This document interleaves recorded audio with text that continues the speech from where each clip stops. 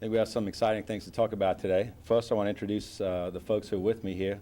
To my left, we have Kurt Wall, who is the Director of the Criminal Division for the Louisiana Attorney General's Office. Jay Augustine, Deputy Executive Director of the Workforce Commission. Don Caziu, the U.S. Attorney for the Middle District of Louisiana. We have Rich Bourgeois, who is the lead prosecutor on the case, the Arnold case. And we have Regina Hine with the U.S. Department of Labor's Office of the Attorney General. I thought it was important that we were all here together because we really have a very united, coordinated approach to attacking fraud. The case that was reported this morning, and we're very excited about that case, and I think in that you can see the cooperation between the agencies and the focus that's been placed on fighting fraud in general. The Office of the Attorney General worked with us in the early stages, and we supported their investigation throughout. They're working with the U.S. Attorney's Office to prosecute the case, and that's exactly how these things ought to flow. We're very excited about that. We're also excited about what began as Operation Spring Cleaning in April with a crackdown in the New Orleans area targeting claimant fraud against the unemployment insurance system. In that case now we're up to 46 arrests. It has spread to Baton Rouge. 17 of those arrests are in Baton Rouge, involving more than $410,000. So our approach is very coordinated. In those particular cases, we're working very closely with the Attorney General's office, where our systems detect the fraud. The Attorney General's folks are making the arrests and prosecuting those cases, and they can talk more about that. U.S. Attorney Caziu can talk more about the kinds of cases that, or the case that they've worked on here recently. I want to give you a little bit of overview, though, about, I think, what is the exciting frontier for us in fighting fraud. We have agreements in place with several state agencies, the Department of Revenue, Children and Family Services, Secretary of State's Office, Corrections, and Motor Vehicles, to exchange data with them so we can cross-match data related to businesses that are and should be paying taxes, and claimants who either should or shouldn't be filing claims, or making sure that their claims are accurate and honest. So we can cut off fraud. We can't stop people from trying to defraud the system, but we can stop people from stealing a lot of money, and we can catch them early in the process. That's what we're aiming to do through this coordinated effort and through the systems that we put in place. I think a key development for us and what we're excited about is not just the data warehouse that we'll be building with data from multiple state agencies, but also some predictive modeling and social networking analysis that's going to be run against that data that will enable us to spot fraud that is really impossible to spot in old-fashioned methods of looking at cases by hand, to show relationships between claimants, incidents, making sure that companies that do file claims, as in the Florida case, that they are legit much quicker through cross-matching and so forth. So we're very excited about that. And I guess the message that we want to send is think twice. If you have any thought about trying to defraud the system, we're going to find out. And we're going to find out very quickly. So not only will you not have an opportunity to get much money out of the system, but you can see from the folks who are here with us today that this team, this task force, is coordinated and committed to prosecuting these cases very aggressively. So with that, I'd like to turn it over to Don Caziu, see if there's anything you'd like to say about the case that was in there this morning. Thank you. Thank you, Director. No, I just wanted to come and express just how important prosecuting these types of program fraud cases is to the U.S. Attorney's Office.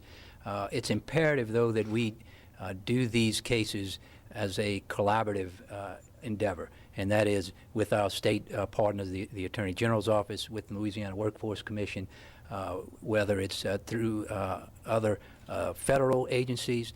In this case, the Department of Labor played a great role. Regina Hine, who is here, did an incredible amount of work to get this case where it needed to be, with the help of our state partners. So we are excited to be able to prosecute these cases, because we know it's very, very important to the American public, to the state of Louisiana. when people do try to defraud the system, they should be caught, they should be prosecuted very vigorously, and we intend to continue to do that, and hopefully we can deter these types of cases in the future and deter these fraudsters from attempting to do this again to the state of Louisiana and to our federal government. Thank you. Kurt. Good afternoon. Appreciative of having the opportunity to stand here with the folks for this press conference. Basically, on behalf of the Attorney General, we want to make sure that there's a clear message sent, since we're sending messages that criminals are not going to be allowed to cheat the system. We're going to come after you full force, and the evidence of that is, as Director Isink said earlier, since April, when we started this project in conjunction with the Louisiana Workforce Commission, we've made 46 arrests. Actually 47 arrests. As we were coming into the room today, literally, as we're walking in, I was informed that there's one more that we've arrested today. So there's 47 since April. And you know, a lot of those are from the New Orleans area, a lot of those are from the Baton Rouge area. And these are folks that are reaching into the taxpayer's pocket and pulling out money. And we're not going to stand for that anymore. And it takes a cooperative effort, and that's what we have here today, obviously. And the total amount of restitution that we're going to be seeking from those people that have already been arrested, the 47, is well over $400,000. We're going to prosecute those people. We're going to try to get that money back for the taxpayers. And we're very excited about being allowed to have a partnership with the Workforce Commission. We're excited that, that they're working with us and that we're allowed to be a part of this team and the U.S. Attorney's Office. And we've dedicated one Assistant Attorney General, a prosecutor, full-time to do nothing but prosecute these fraud cases. That's how seriously we're looking at this. And we're able to do that because of the team effort with the Workforce Commission. Without their efforts, we wouldn't be able to assign those kind of assets to this project. So once again, we look forward to going after those people that are cheating the system and putting an end to some of this fraud and corruption that's been going on. Thank you. I just want to reiterate one thing, and that is particularly the case involving the Florida man this morning could not have happened without U.S. DOL's Office of Attorney General and Regina in particular working very hard on this and doing such a thorough job. If anybody has any questions, I think we'd be happy to take those now. We're up to 47 arrests since April of people who have been trying to defraud and have defrauded the unemployment insurance system. As part of a statewide initiative we began in April in the New Orleans area. It has shifted to the Baton Rouge area and is going to be going statewide. So we're very excited about that. We're also very excited about the partnership that we have both with the State Attorney General's office, with the U.S. Attorney's Office here in Baton Rouge, and with the U.S. Department of Labor's Office of Inspector General. That has been... Are these primarily companies that are doing this, or individuals, or both? The 47 people, those are individuals. Those are people who have claimed benefits that they weren't due, knowingly defrauding the system. We've got to send a message that this isn't the system you want to rip off. If you want to go rip off, don't come here. So that's what we're hoping we'll get across today. We have other cases. We have warrants pending that those will be executed. We're also in partnership with the U.S. Attorney's Office. They've indicted a character from Florida who was ripping off the Louisiana system to the tune of $1.2 million. That was a case that our staff identified back in 2009 as probably fraudulent. Worked with the Office of Inspector General with the Department of Labor, and they took that case and built a criminal case, which they are now working with the U.S. Attorney's Office to prosecute. So we're very excited about that collaboration, that cooperation, and our ability as a team to find the small players and the big players, and none of them are safe. So we're coming after them.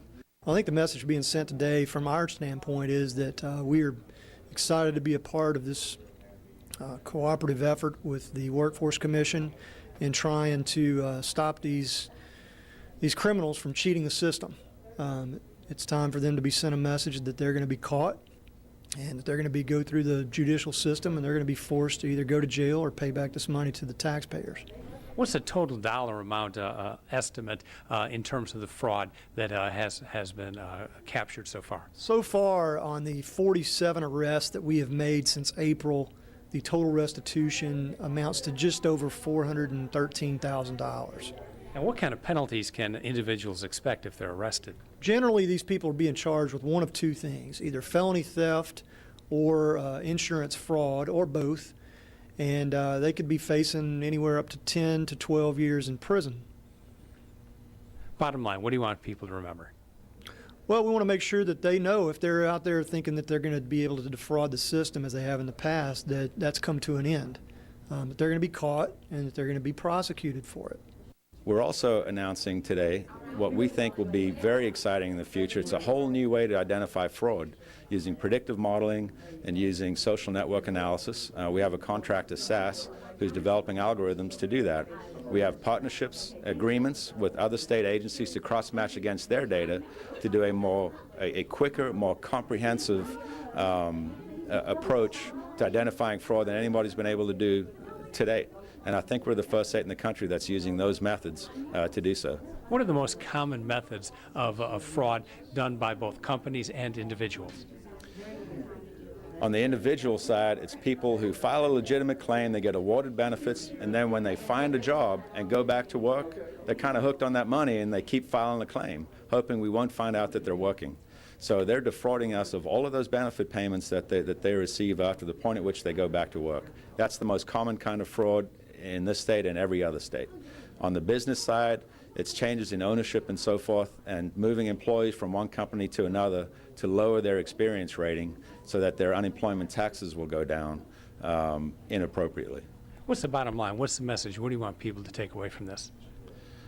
There's a coordinated effort amongst multiple state agencies, the Attorney General's office, the U.S. Attorney's office, the U.S. Department of Labor, that we're doing everything we can. We're using cutting-edge technology. We are going to identify the fraud, and when we identify it, those guys are going to prosecute it. You can't run and hide anymore.